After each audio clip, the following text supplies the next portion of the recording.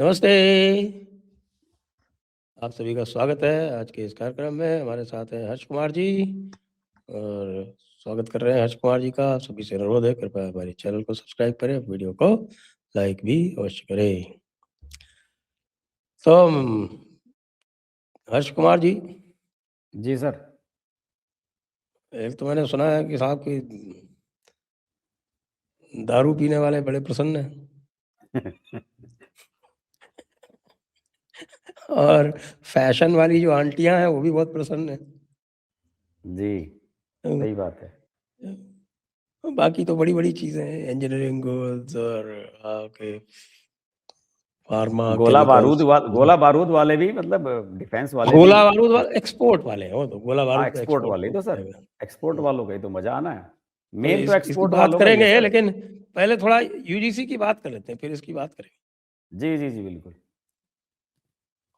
तो साहब इतने दिनों से चल रहा है मामला, अब आपने देखा ही देखा। जी तो जी जी क्या कहेंगे साहब कि सरकार जो है वो इस समय ऐसा लग रहा है, मेरा जो निष्कर्ष है जी और मेरा निष्कर्ष जो है, जो अंदर का मेरा अनुभव है सरकार के अंदर का, और उसका ये है कि साहब कि ये पूरा का पूरा जो किस्सा है वो ऐसा दिखता है कि सरकार का ब्यूरोक्रेसी पर कोई नियंत्रण नहीं है और ब्यूरोक्रेट्स जो हैं जो मर्जी आ रही वो कर रहे हैं। और आप उनको दोष भी नहीं दे सकते, ज़्यादातर वैसे ही जो है वो यूनिवर्सिटीज़ में और कॉलेजेस में जो आपके जितने भी सिलेबस इत्यादि हैं वो अधिकतर लेफ्ट ओरिएंटेड है, ब्रेन वॉश हो ही जाता है। तो इसलिए इस तरह के नियमों को या विनियमों को, रेगुलेशंस को विनियम कहते हैं, तो विनियम जो है वो निकल गए, तो सरकार को बाद में पता चल रहा है। तो अब ये अगर 12 साल के बाद, 13 साल के बाद ये हाल है, तो क्या कहेंगे सरकार को? सर, पहली बात तो ये कि हम और आप लोग जो है ना, वो एक्टिविस्ट नहीं है। पहली बात जो मैं कहूं, आपने देखा होगा कि यूजीसी के मामले को लेकर के हम लोगों को, आप लोगों को, सभी लोगों को बहुत ट्रोल किया गया। आपने देखा होगा कि जितने भी पिछले एक सप्ताह में आपने वीडियो बनाए, सब पे यही आ रहा होगा कमेंट, यूजीसी पे वीडियो बनाओ, यूजीसी पे वीडियो बनाओ। बहुत बहुत जबरदस्त इसको लेकर के वो चला। सोशल मीडिया पे, ट्विटर पे लोग हमें टैग कर रहे हैं कि बनाओ। देखिए, मैं फिर आपके चैनल के माध्यम से भी दर्शकों को बता दूं, देखिए हम एक्टिविस्ट नहीं है, हम एनालिस्ट हैं। हम किसी भी चीज का विश्लेषण कर सकते हैं। अब आपने जो ये बात कही अभी कि सरकार का ब्यूरोक्रेसी पे नियंत्रण नहीं है, ये आपने अपने पर्सनल अनुभव से कही, जो आपने अज्यूम की हैं चीजें, जो जो आप व्यवस्था में देख रहे हैं। और पिछले कुछ सालों में ऐसा हुआ भी है। देखिए, जो सीएसडीएस वाला मामला हुआ था, सेम डिपार्टमेंट से रिलेटेड था, एजुकेशन मिनिस्ट्री से रिलेटेड था। जो संजय कुमार वाला मामला हुआ था, जिन्होंने ट्वीट कर दिया था महाराष्ट्र की एक सीट को लेके, और फिर उस पर बवाल हुआ था। आज तक किसी को नहीं पता कि उसमें क्या एक्शन हुआ, क्या कार्रवाई हुई है, किसी को कुछ नहीं पता।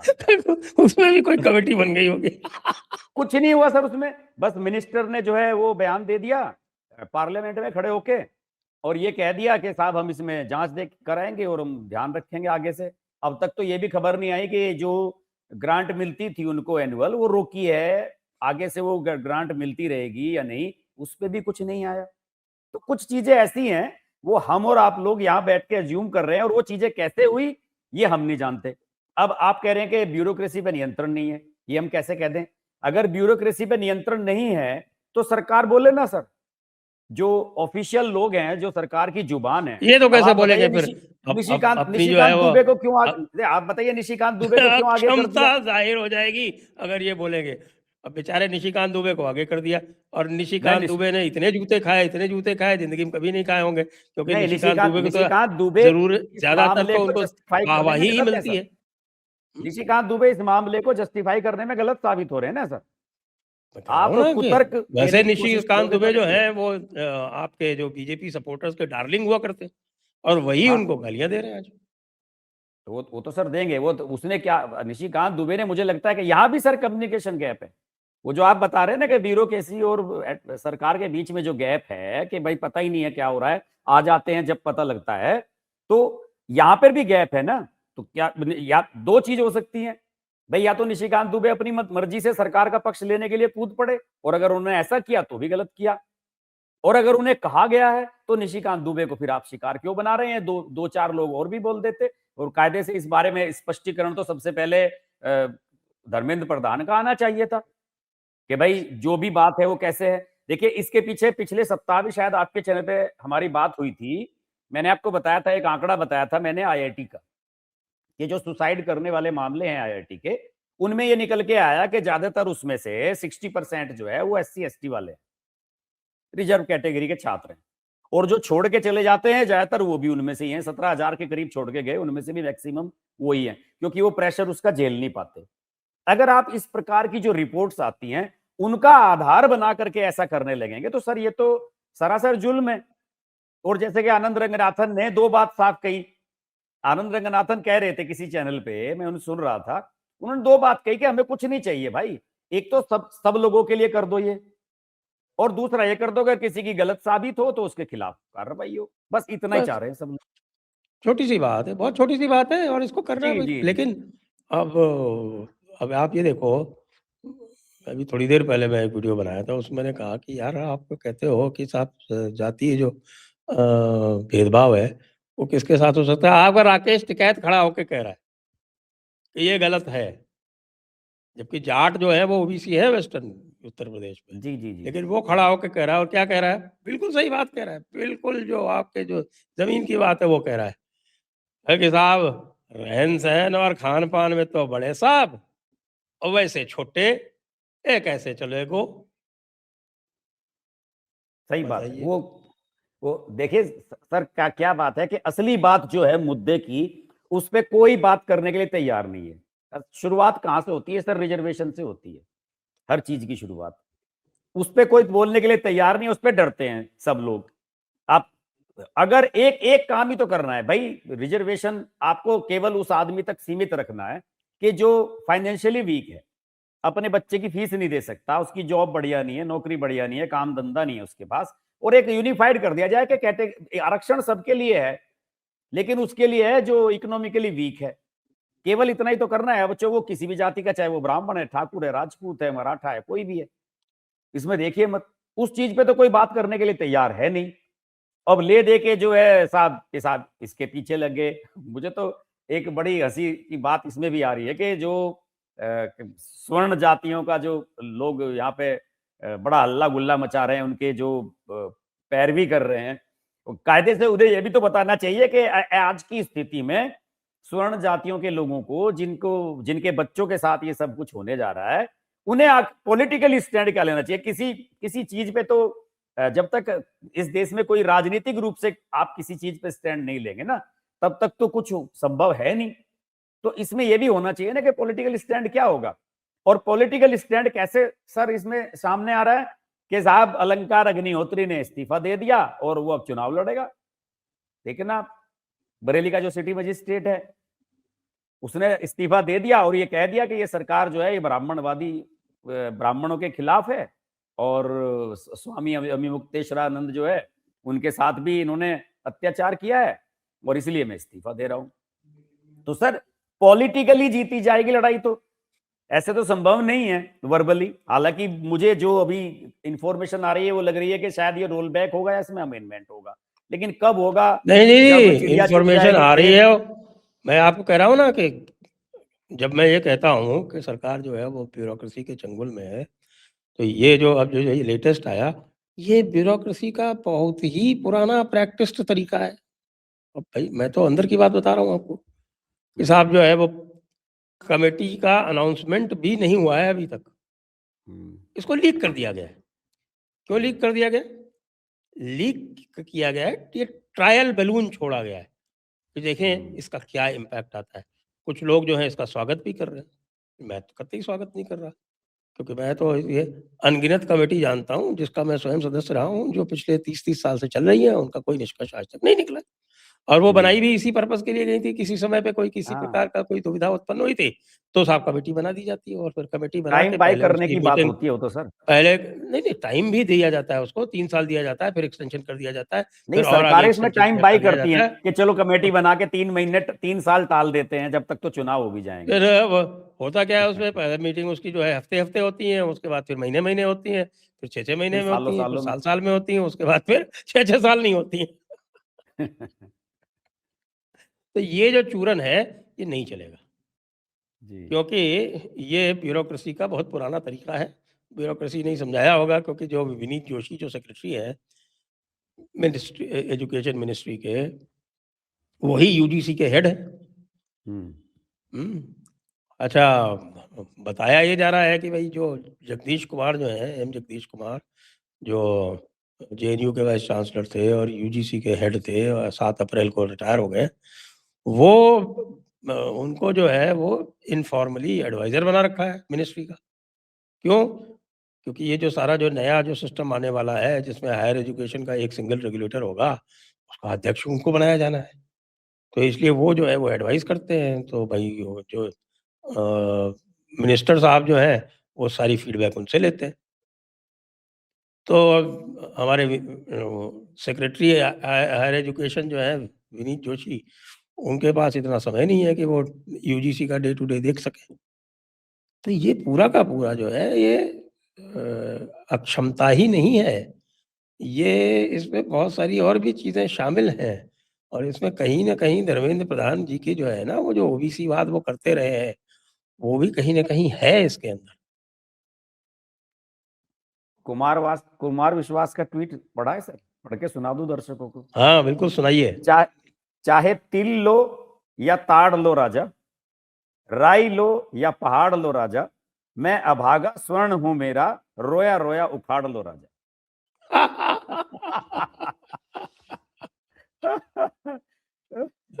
और ये है मजेदार।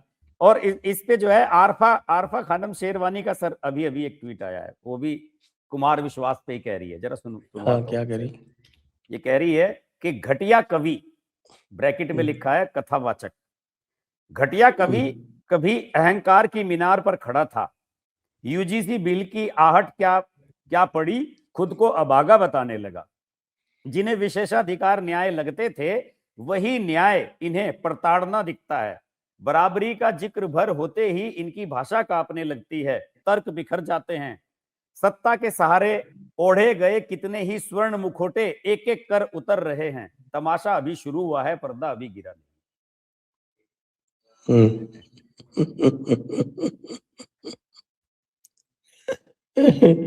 नहीं। वैसे इसमें जो ये लेफ्ट वाला जो इकोसिस्टम है ना सारा, सर ये इसमें इसमें जो है वेट एंड वॉच में है।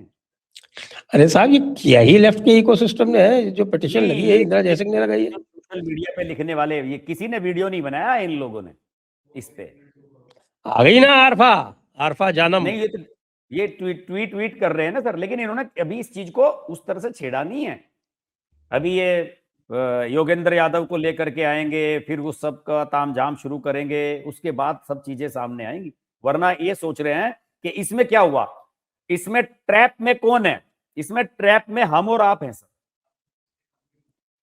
लोग सरकार को बाध्य नहीं कर सकते, इन लेफ्ट लिबरल इकोसिस्टम है जो इनको बाध्य नहीं कर सकते, हमारे ऊपर लोग फोर्स कर रहे हैं कि भाई आप एनालिसिस करो, आप इस पे वीडियो बनाओ, आप ये कहो, आप वो कहो, हमें हमें वॉलंटियर बनने के लिए कहा जा रहा है, हम एक्टिविस्ट बन जाएं।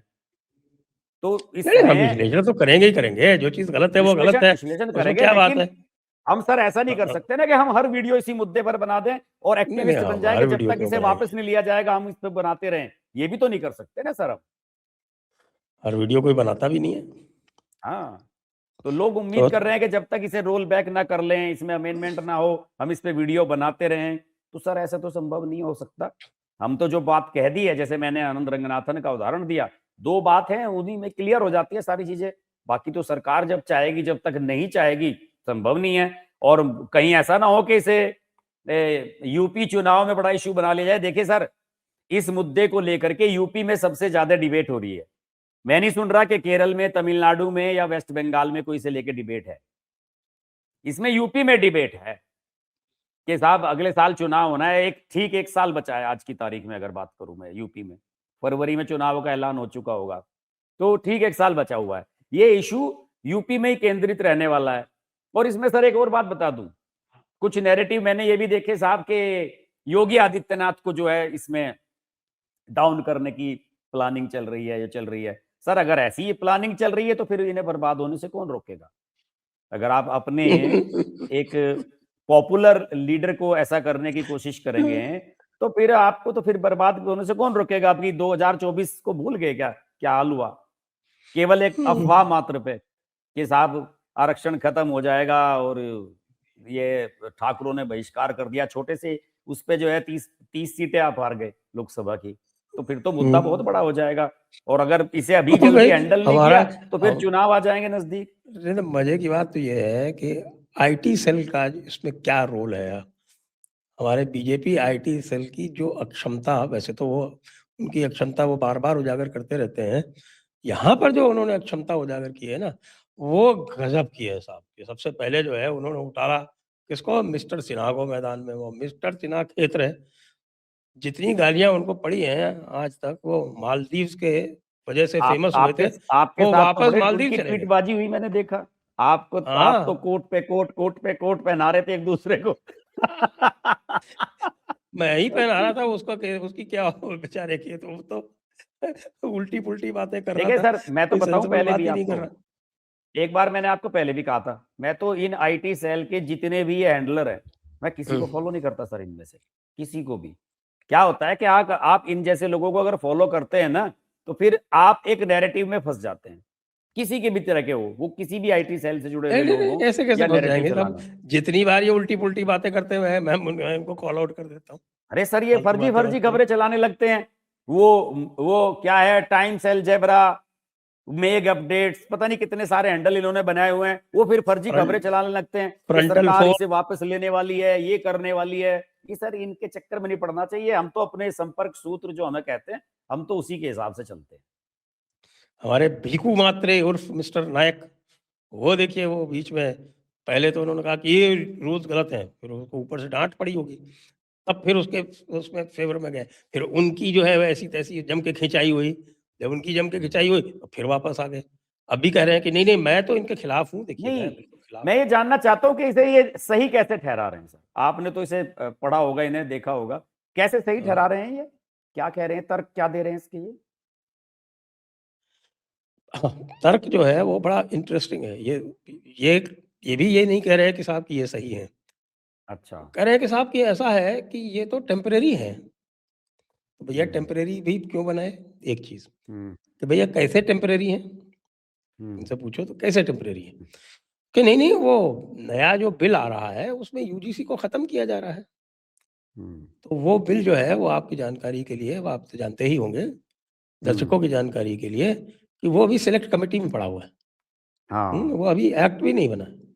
हाँ, ये तो और केवल वो र्यूमर ही है कि उसे खत्म किया जा रहा है, अभी कुछ इसमें है नहीं नहीं, सर। नहीं वो हाँ। जब भाई एक्ट बन तो जाए पहले, फिर हाँ। उसका जो सेक्शन 55 है 1, हम्म।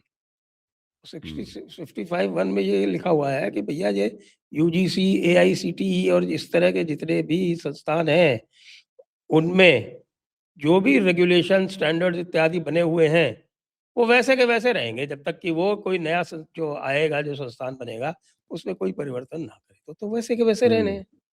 हम्म। तो ये सोचते हैं कि साहब कि हम कुछ भी चला देंगे और लोग मान लेंगे। भाई इनको समझ में आना चाहिए कि जो इनके जो सपोर्टर्स हैं, वो पढ़े लिखे लोग हैं अधिकतर, हम्म।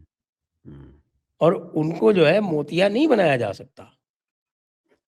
ये काम जो है ये कांग्रेस कर सकती है, ये हाँ। काम अखिलेश कर सकते हैं, ये काम हम्म। लालू कर सकते हैं। आप बीजेपी के सपोर्टर्स को मोतिया नहीं बना सकते, कितनी हम्म। कोशिश कर लीजिए। और जी। ये यही प्रयास कर रहे हैं लगातार कि साहब हम हाँ। इसको इधर से डिफ्लेक्ट कर दें, हम इसको उधर से डिफ्लेक्ट कर दें, हम इसको ऐसे करते हैं, हम कमेटी बना दें, हम कुछ करते हैं, और लोग बाग जो हैं हम्म। वो तैयार हो जाएंगे, हाँ नहीं नहीं नहीं नहीं नहीं बिल्कुल सही बात है। और हम्म। लोग जो है वो रिएक्ट कर रहे हैं। फिर पर्सनल अटैक, दूसरा काम, पर्सनल अटैक, हम्म। कि ये इंटरनेट हम्म। हिंदू हैं, ये कांग्रेस को भी सपोर्ट करते हैं। अरे भैया हम तुम्हारे हम्म। खरीदे हुए नहीं हैं, पहली बात। हम्म। हमने तुमसे कुछ नहीं लिया। हालात तो ये हैं, जो आपको बताऊं, हालात तो ये हैं, भारतीय जनता पार्टी के जो पदाधिकारी, जो मंत्री, जो मुख्यमंत्री, उनकी स्थिति तो ये है कि वो जानते ही नहीं कि राइट विंग क्या है, लेफ्ट विंग क्या है, धार्मिक विंग क्या है। जेएलएफ जानते हैं आप? हाँ सर। मतलब सीपीआई सीपीएम के बाद लेफ्टिज्म का सबसे बड़ा गढ़ यदि कोई है तो जेएलएफ है। आप मानेंगे? हाँ बिल्कुल। उद्घाटन कौन कर रहा है इस वर्ष का? ये भजन लाल जी ने किया शायद आपके। भजन लाल जी पूरी कैबिनेट के साथ, अकेले भी नहीं। हाँ, उनके दिया दोनों कुमारी मुख्यमंत्री वगैरह, भी खड़े डिप्टी हैं। सीएम सब। हाँ, ये तो इनके हाल है। उसके बाद पैनल्स में बीजेपी के तो और इधर के काफी लोग जो है वो बैठे हुए हैं और उनको जो दो चार ये मतलब ये चारा डाल दिया कि हम आपको वहां कर देंगे। इनको ये भी नहीं पता कि आपके वहां बैठने से कोई इम्पैक्ट नहीं पड़ेगा। डिजिटली आपको कोई नहीं देख रहा है। जो डिजिटल यूट्यूब पे हुआ करता था पहले जेएलएफ, उसने वहां पिट पिट के उसको बंद कर दिया है। ये भी नहीं पता इनको। मैंने तो कभी देखा भी नहीं, मुझे कहीं कोई वीडियो भी नहीं टकरता इनका कि भाई नहीं, वो आता जेएलएफ ही में नहीं है, इस वो बार कौन यूट्यूब पे कौन। बंद हो गए ये। यूट्यूब पे तब से बंद हो गए जब से हमने इनका मजाक उड़ाना शुरू किया। हमने हर हफ्ते 10 दिन में हम कोट कर देते थे कि देखो तुम्हारे इतने हमारे इतने, हम तुमसे 100 गुने बड़े हैं डिजिटली। तो उस चक्कर में वो उस हट गए ये दिखाने के लिए कि साहब कि हम तो वहां है ही नहीं। नहीं, इनका तो मैंने देखा यूट्यूब पे चैनल था, पुराने वीडियो देखे मैंने, पड़े हुए हैं इनके। हाँ, चैनल अब था। की बार पता नहीं, अब अब की नहीं बार मैंने चलाते ध्यान ये। नहीं दिया। अच्छा। अब नहीं चलाते ये। पहले जो है वो एक दिन रिकॉर्ड करके अगले दिन चला देते थे। अच्छा। अब नहीं चलाते, तो देखता ही नहीं कोई। उस पे और बदनामी होती है साहब, 100 व्यूज आ रहे हैं, 200 व्यूज आ रहे हैं। क्योंकि अधिकतर जो लेखक होते हैं, अधिकतर जो बुलाते हैं, जिनको जो इनके गेस्ट होते हैं, वो होते ही इसी टाइप के। हाँ। वही लेफ्ट वाले हैवी इंटेलेक्चुअल, कोई नोबेल प्राइज विजेता, कोई कैसा, कोई जिसका भारत के परिवेश से कोई लेना देना नहीं, जो आपके जो लंदन में रहते हैं, अमेरिका में रहते हैं, यहाँ नहीं रहते। हाँ, और यहाँ वाले भी सारे के आपके लेफ्ट के धुरंधर, 1 2 3 इनके रेगुलर है। वो जावेद अख्तर आ जाता है, एक वो आपका गुलजार आ जाता है, ये इनके रेगुलर है। और लोगों का इंटरेस्ट वहीं तक रहता है कि भाई चलो इसी बहाने गुलजार से मिल लेंगे, हाँ, बस इतना है और कुछ नहीं है। तो ये ये जो बात आपने सही कही सर, ये बात सही कही। और आप, मैं बताऊं कि देखिए, आप तो राजस्थान से हैं, जयपुर में रहते हैं। आप लोग कितना सब चीजें क्लोजली वॉच कर रहे हैं, और जो वहां पे सरकार चला रहे हैं, 2 साल हो गए उन्हें सरकार चलाते हुए, तीसरे साल में चल रहे हो आप। आपको इसका जरा रत्ती भर भी इसे अंदाजा नहीं है आप कि आपके उसे दलजीत दोसांझ को बुला के उसका आप सम्मान कर देते हो, अपने घर पे बुला के उसमें भीड़ जुट जाती है वहां। जेएलएफ में आप जैसे बता ही रहे हैं कि इस बार तो मैंने देखा, मुझे बड़ा शौक हुआ। और उसके बाद से हमारी और आपकी बात नहीं हुई। दरअसल हम 2 हफ्ते बाद मिल रहे हैं आज, तो उसके बाद हमारी बात भी नहीं हुई। मैं तो ये सोच रहा था आपसे कि जरूर पूछूंगा कि भाई इसे लेके आपको तो आपको कम से कम एक वीडियो बनाना चाहिए था इस पे कि हाँ मैं सर तो क्यों इसलिए नहीं नहीं। बनाता कि भाई लोग कहेंगे कि साहब आपका आपका पर्सनल मामला है, कि साहब आपके नहीं, जयपुर ये डायलॉग्स के इसमें नहीं क्या है पर्सनल मामला है और सर जेएलएफ में चले हमारा क्या गए, पर्सनल तो मामला। इसलिए आपको खुंदक है हमारी इसलिए। भजन लाल जी से ना दोस्ती ना दुश्मनी, हमें कोई मतलब नहीं है ना हमें वो कुछ देते। हमारा जो इवेंट है, अब तो हम जयपुर डायलॉग के इवेंट को भी अपना इवेंट कहने लगे, हमारा निकलता है हमारे मुंह से। क्योंकि हम बाहर जाते हैं तो लोग हमें कहते हैं कि भाई यार हमें तो बुलाते नहीं। मैंने कहा इस बार हम आपको जरूर बुलाएंगे। कुछ लोग मिलते हैं दिल्ली नोएडा में, कुछ यूट्यूबर्स हैं। अब की बार मुलाकात हुई उसमें पुस्तक मेले में, कहा कि यार हमारे पास तो इनवाइट नहीं आता। मैंने कहा चलो इस बार आपको इनवाइट भिजवाएंगे। हमें भी लोग मानने लगे कि हम इससे जुड़े हुए हैं। तो हमें तो ये बड़ा अजीबोगरीब लगता है कि यार इतने सालों से एक इवेंट आपके स्टेट में हो रहा है, और आप उसका वास्तव में उसके पीछे विचारधारा क्या है, किस तरह का थॉट प्रोसेस है, किस प्रकार के लोग उससे जुड़े हुए हैं, आप उसको अब तक समझ ही नहीं पाते हैं। बड़ा दुर्भाग्य की बात है। मैं तो बात करना चाह रहा था आपसे इस बारे में कि भाई इस पे भी वीडियो बनाओ। और वहां पे भजन लाल जी ने क्या कहा उस पर भी आपको एनालिसिस करना चाहिए था कि क्या बोले वो वहां जाके, जरा ये भी बताएं। तो वो तो पता ही नहीं है ना क्या बोले, आई नहीं कहीं। वो हमारी तरह थोड़ी है जो हम लाइव टेलीकास्ट करते हैं। पूरी दुनिया में जहाँ देखो जो देखो कर लो, अच्छा, उनका डाउनलोड कुछ कर लो। वहां से वीडियो वगैरह आया नहीं? क्या बात हुई, मतलब ना, उन्होंने क्या कहा, कुछ कैसे? भी नहीं, अच्छा, कुछ भी नहीं। अच्छा, अच्छा। लेकिन सर, इस बात का, इसका तो क्रेडिट आप लोगों को देना पड़ेगा। इसके लिए 90% क्रेडिट तो जयपुर डायलॉग को ही जाता है। और मेरे तो ये याद पड़ता है कि ये जो जेएलएफ है, ये पहले कहीं और हुआ करता था। ये उस वाले वेन्यू पे नहीं होता था, आप वाले पे, कहीं और ये किसी डिग्गी पैलेस में होता कोठी था। वोठी में कहाँ होता था, ये किसी हाँ, वो महल में कहाँ? डिग्गी पैलेस है, डिग्गी पैलेस आपके अच्छा, जो ये मेन हॉस्पिटल है ना, एसएमएस हॉस्पिटल, उसके पास में। अच्छा, अच्छा, अच्छा। हाँ, तो ये तो जयपुर डायलॉग के बाद ही इसमें आमिर क्लार्क में शिफ्ट हुए शायद। हाँ, को तो 2 साल हुए, हम्म। हम तो शुरू से ही कर हाँ, रहे 2 हैं। साल से ही। और मुझे तो सर किसी ने ये भी बताया कि ये अपने जो स्पीकर वगैरह आते हैं, उनको ज्यादा फैसिलिटी वगैरह भी नहीं देते आप लोगों की तरह। ये भी पता लगा है मुझे तो। या देते ये हैं कुछ? क्या क्या, मुझे पता नहीं, इसका मैंने कोई डिटेल में गया हाँ, नहीं क्या। मतलब ये ये होटल में बुकिंग्स वगैरह वो सब अवेलेबल नहीं कराते गेस्ट को, जो मुझे किसी ने बताया।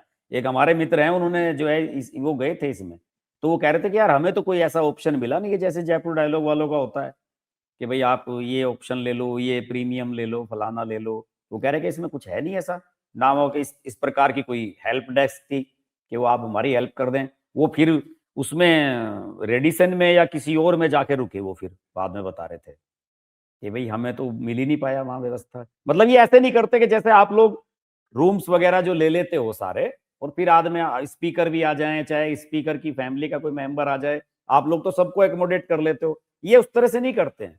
हो सकता है गुलजार या जावेद अख्तर को स्वीट वगैरह दिलवा देते हो, लेकिन बाकी लोगों को नहीं करते, ऐसे नहीं करते। जो लिसनर्स हैं उनके बारे में नहीं होता, और इसलिए शायद इसमें बाहर के लोग नहीं आते अब ज्यादा।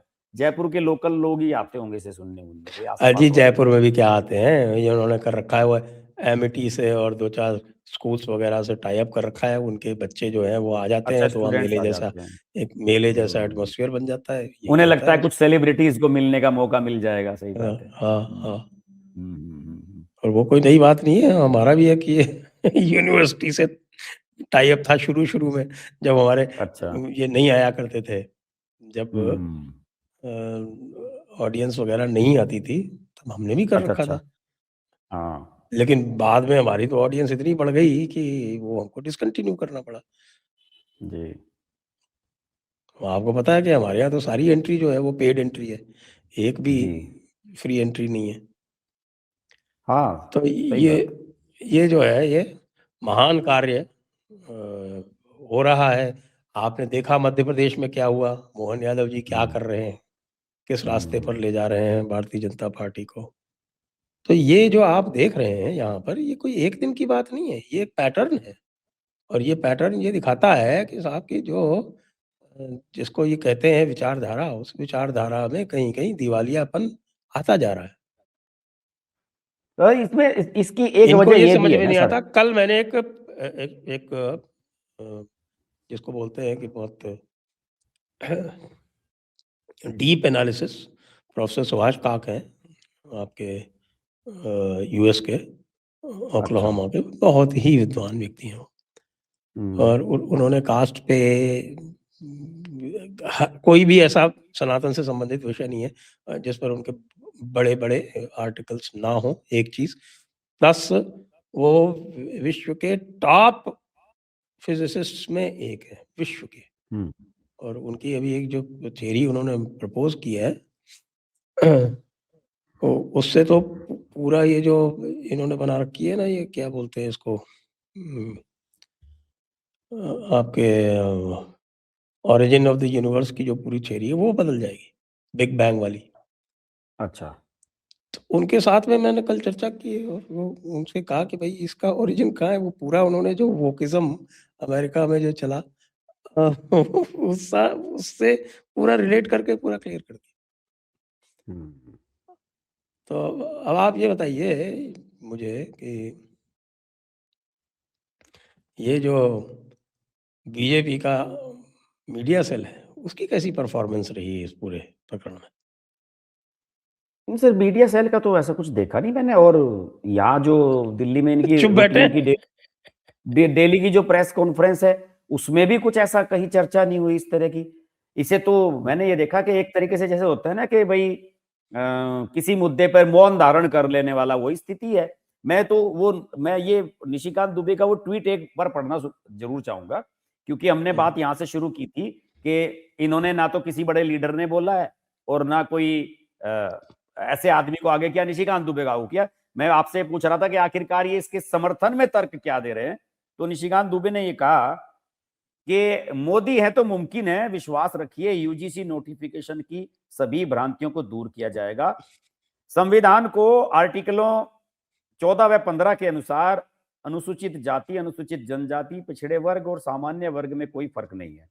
10% आरक्षण सामान्य वर्ग को केवल और केवल माननीय प्रधानमंत्री जी के कारण मिला है। 1990 मंडल कमीशन लागू होने के बाद देश की सभी राजनीतिक पार्टियों ने सरकारें बनाई, लेकिन न्याय केवल मोदी जी ने दिया। इंतजार कीजिए, यूजीसी की भ्रांतियां भी खत्म होगी। तो क्या इसे ये माना जाए कि ये सरकार का ऑफिशियल बयान है? माना जाएगा साहब, उनको लाया गया क्योंकि अब वो तो आपको पता ही है कि अमित शाह के खास आदमी है। और पार्लियामेंट और में जब दूसरी बात गांधी ये है कि परिवार को घेरना होता है तब भी ये आगे रहते हैं। उन्होंने कोई स्पष्टीकरण नहीं दिया। उनका भ्रांतियां दूर की जाएंगी, कहने का क्या मतलब हुआ हाँ। कि जो कुछ भी हम लोग कह रहे हैं वो हमारी भ्रांति है, इसीलिए पिटाई हो रही है। तीन तीन ट्वीट किए उन्होंने और 3 ट्वीट में हाँ। वो मेरे ख्याल से 30,000 गाली खा चुके। हाँ, देखा भी बहुत लोगों ने से और 686 उन्हीं लोगों किए थे। द्वारा जो उनके प्रशंसक हैं। हाँ, लेकिन सर देखिए, ये तो चलो यूजीसी का मामला है, सरकार की नीति का मामला है। इस मामले को लेके तो सरकार को ही तय करना है, हम और आप तय नहीं कर सकते, हम तो केवल अपनी बात को रख सकते हैं। लेकिन सर अभी एक ये जो मजेदार एक किस्सा जो अभी हुआ है पद्म पुरस्कारों वाला, इसमें देखा आपने शिबू सोरेन को जो दिया है इन्होंने? शिबू सोरेन को दे दिया। इस पे भी निशिकांत दुबे ने मुझे तो आश्चर्य हुआ कि निशिकांत दुबे ने इस पे कैसे लिख दिया भाई। तुम झारखंड से आते हो, तुमने तो देखा है शिबू सोरेन ने क्या क्या कारनामे किए अपने समय में। नोट लहराए गए थे वहां पे पार्लियामेंट के भीतर, गड्डियां उछाली गई थी, और ऐसे आदमी को आप पद्म पद्म विभूषण दे रहे हो, अच्युतानंद को दे देते हो, उससे पहले मुलायम सिंह यादव को दे देते हो। सर क्या मतलब, क्या इससे अब हमें समझ में नहीं आया। चलिए साहब, कुछ भी आप दे दो, लेकिन इसका ये हमें जरूर बताओ, इससे फायदा क्या है, क्यों किया आपने? 2-4 हजार वोट एक्स्ट्रा मिल जाएंगे कहीं। अरे सर, अब अगर ऐसा होता तो 3 तलाक के बाद तो सारी मुस्लिम महिलाएं बीजेपी को वोट देने लगती। अब ये कौन समझा ऐसे है होता है सर? क्या? ऐसे होता है क्या? मैं सर बताऊं, अब की बार मैं पुस्तक मेले में से एक किताब लेके आया सर, मैं तो इसे पढ़ रहा हूं। हाँ, ये वो वाली है आपके, क्या बोलते हैं, ये है विशुद्ध सर वो, मनुस्मृति। हाँ ये उनकी है डॉक्टर रामचंद्र वर्मा उनका टीका है, ये पूरा 12 अध्याय हैं इसमें सारे के सारे। तो मैं तो ये लेके आया, बहुत दिनों से तलाश में थी कि मैं देखता हूं कि भाई ये इसमें आखिरकार है क्या। और सब जैसे जैसे इसके मैं चैप्टर पढ़ता जा रहा हूं तो सारी चीजें क्लियर होती चली जा रही हैं। और मैंने इस पे जब रिसर्च भी की तो इसे लोगों ने यहां तक कहा कि साहब ये बाइबल से भी पवित्र ग्रंथ है। अगर आप संविधान और कानून और उसके जीवन शैली की अगर आप बात करते हैं, यहां तक भी कहा लोगों ने। अब आज आज केवल लोग इसलिए कि साहब अंबेडकर ने प्रतियां जला दी थी तो इसलिए इसका विरोध करने लगे, जिसे सारी दुनिया ने माना।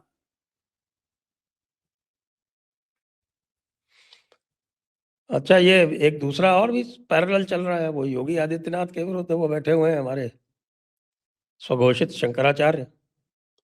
अरे सर वो दूसरा वो तो मामला अब सब लोग कहते हैं, वो तो कई कई लोगों ने तो स्पष्ट कह दिया वो तो कांग्रेसी है। लेकिन ये मुझे आज तक समझ में नहीं आया कि ये अविमुक्तेश्वरानंद का ये 36 का आंकड़ा हुआ कैसे। ये तो मोदी के बड़े जबरदस्त प्रशंसक थे सर। कब?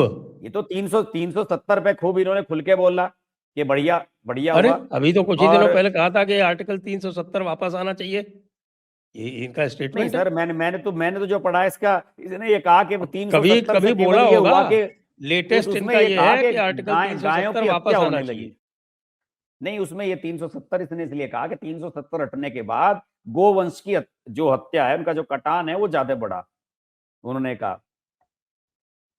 लेकिन ये भी इन्होंने ये भी कहा कि एक टाइम के साथ वो जो है जैसे वक्फ कानून है, आप सनातन बोर्ड भी बना दो इसी तरह का, ये भी कह रखा है मुक्तेश्वरानंद ने तो।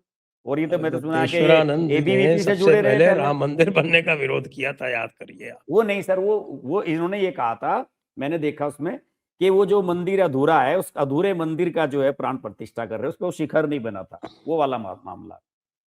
हाँ, सबसे पहले अभिमुक्तेश्वरानंद के गुरुजी जो स्वरूपानंद जी महाराज, हाँ, उनका तो कंट्रोवर्सी है, उनके अधिकारी उत्तराधिकारी बन गए थे आनंद तो फानंद में। वो बात की बात है। जब जब राम मंदिर की जब बात हुई 1992 में जब ये हुआ, तो साहब उनके तत्वावधान में एक पैरेलल रामालय ट्रस्ट बनाया गया। सुना है मैंने, हाँ ये तो सुना है। अच्छा, रामालय ट्रस्ट बनाया गया। देखिए वो क्या है कि वो मंदिर जो है वो वहाँ रामानंदी संप्रदाय का है, जो मंदिर है, मूल मंदिर। और उससे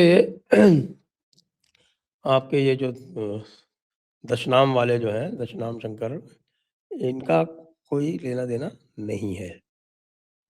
फिर भी ये बनाया गया।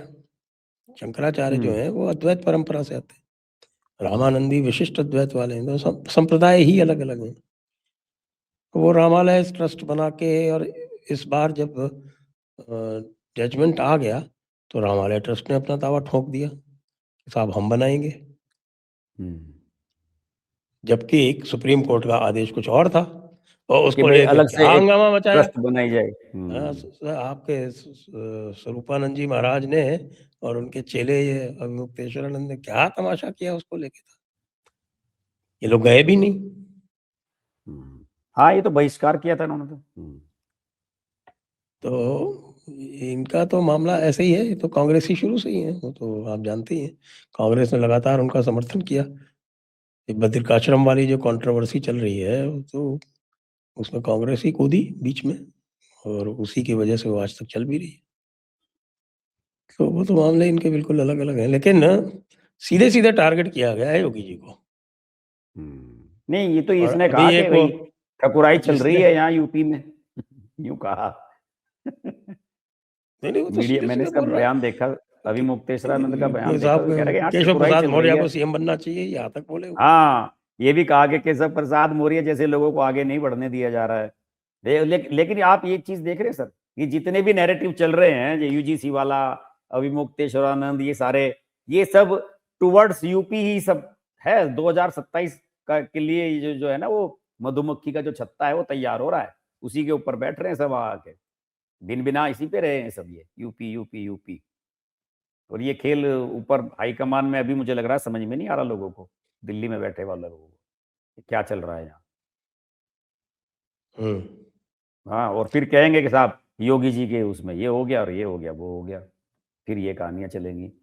और जबकि ये जो आप अभी भजन लाल जी और मोहन मोहन यादव के बारे में बात कह रहे थे, कि अगर इनकी बैकग्राउंड या इनका जो क्या कहना चाहिए कि इनका ज्ञान है वो योगी जी के जैसा होता, तो निश्चित रूप से करते ये।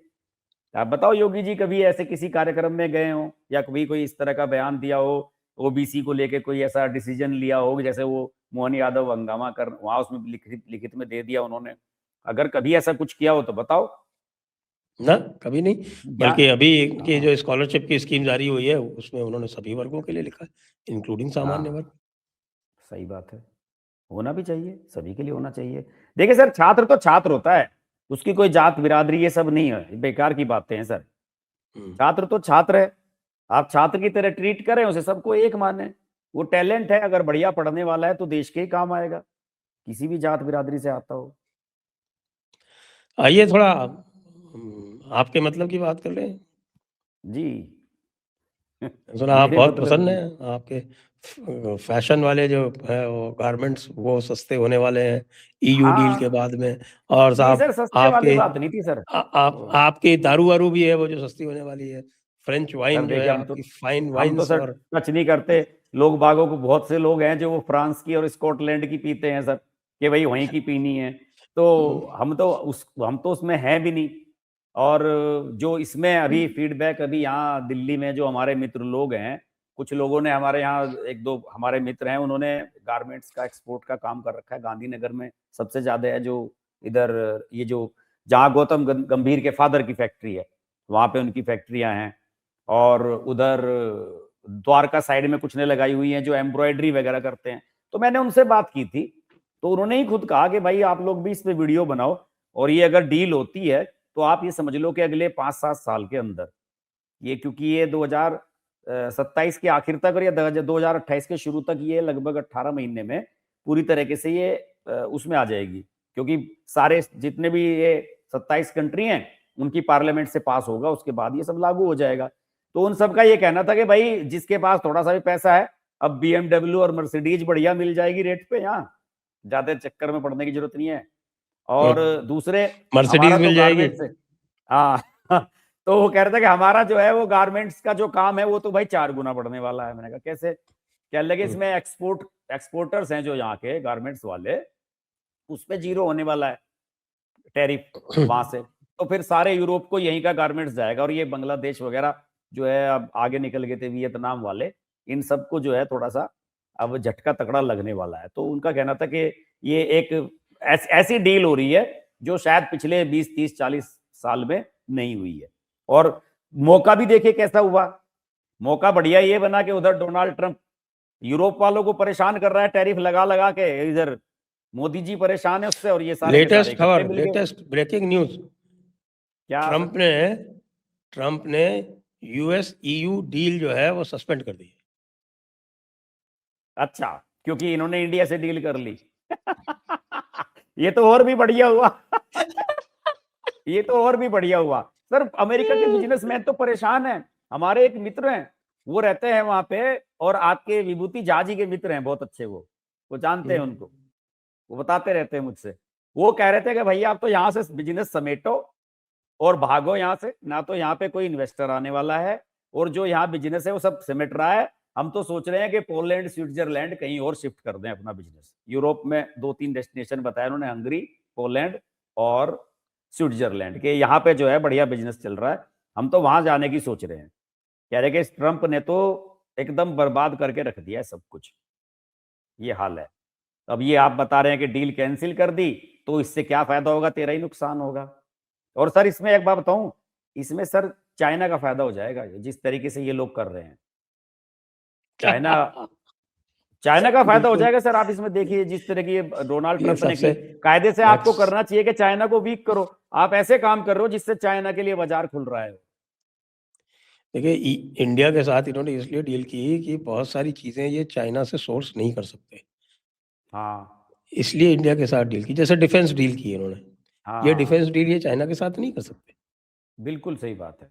क्योंकि चाइना इनकी सारी टेक्नोलॉजी चुरा लेगा। इंडिया की जो रेपुटेशन है, जो रेपुटेशन बनाई है इंडिया ने हाँ, ये तो पिछले है। 50, 60, 70 साल में, वो ये बनाई कि भाई हम फेयर हैं, हम ये चोरी फेयर है, चकारी नहीं करते, बिल्कुल और बिल्कुल। हम अगर कोई क्यों, बनाएंगे तो अपनी चीज बनाएंगे, हम किसी की कॉपी नहीं हाँ, करते। सही बात। हम किसी आपकी चोरी नहीं करेंगे। तो हम्म, इनको ये पूरा विश्वास है। तो इसलिए आप देखिए कितने जबरदस्त जेवी जो जॉइंट वेंचर्स इस समय हो रहे हैं भारत में। हाँ, कौन नहीं आ रहा?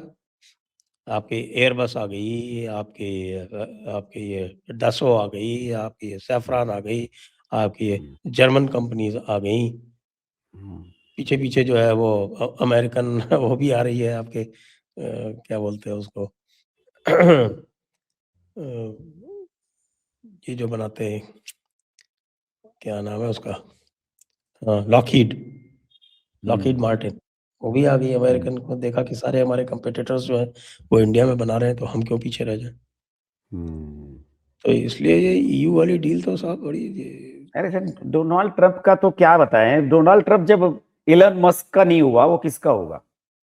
इलन मस्क ने तो इसी इसी इसी उम्मीद से तो की थी कि भाई मेरी जो टेस्ला है उसे सब जगह मार्केट मिलेगी। वो हो उल्टा रहा है।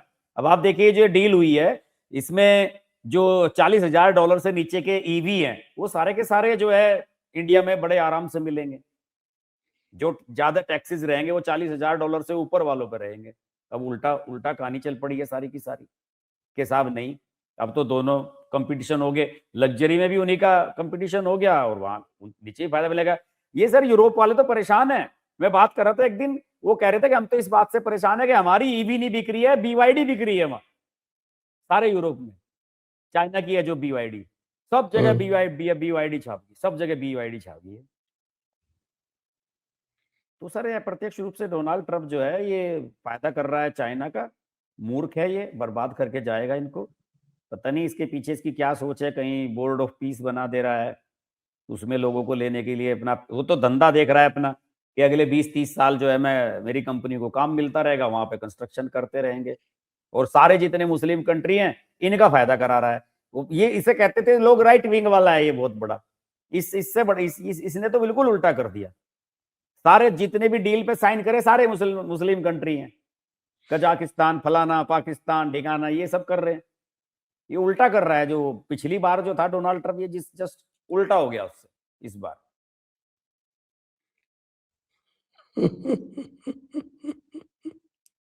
लेकिन सर इंडिया का तो फायदा है, हमारा तो फायदा हो रहा है, मुझे लग रहा है हमारा कि तो बिजनेस फायदा वाइज हो और रहा है सारी सब चीज कुछ वाइज की। इंडिया के लिए बल्ले बल्ले होने वाली है 4-5 साल अगले। बांग्लादेशी भी हट गए वर्ल्ड कप से, ये भी अच्छा ही हुआ। हाँ बढ़िया हुआ सर। मैं तो कहूँ पाकिस्तान भी हट जाता, वो उसे उसे बुला लेते, वो पाकिस्तान बेचारे रोज को नाटक कर रहा है। युगांडा को और बुला लेते। पाकिस्तान वाले भिखारी हैं सर, अल्टीमेटली क्या है, पाकिस्तान का जो बोर्ड है ना PCB, वो PCB का जो रेवेन्यू मिलता है ICC से, उसका बंदर बांट होता है वहां तो, और वो पैसा ऊपर तक जाता है।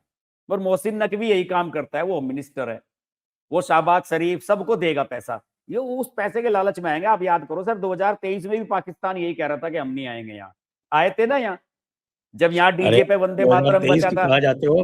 अभी जो एशिया कप हुआ था उस पे ध्यान है आपने कहा कि एंडी पाइक्राफ्ट को हटाओ नहीं तो हम नहीं खेलेंगे, हाँ और एक मैच था वो 1 घंटे देर से शुरू हुआ इसी चक्कर में, लेकिन हाँ, वो खेले। वीडियो डाल दिया था उसका, हाँ हाँ, सही बात है।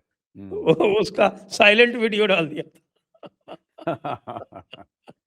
तो पाकिस्तान नहीं बायकाट करेगा, पाकिस्तान बकवास कर रहा है, उसकी औकात नहीं है, भिखारी हैं वे, आएंगे वो तो भीख मांगने के लिए। तो आइए चर्चा को यहीं विराम देते हैं। सभी दर्शकों को बहुत बहुत धन्यवाद, हर्ष जी को बहुत बहुत धन्यवाद। जय हिंद, जय भारत, वंदे मातरम। जी नमस्कार।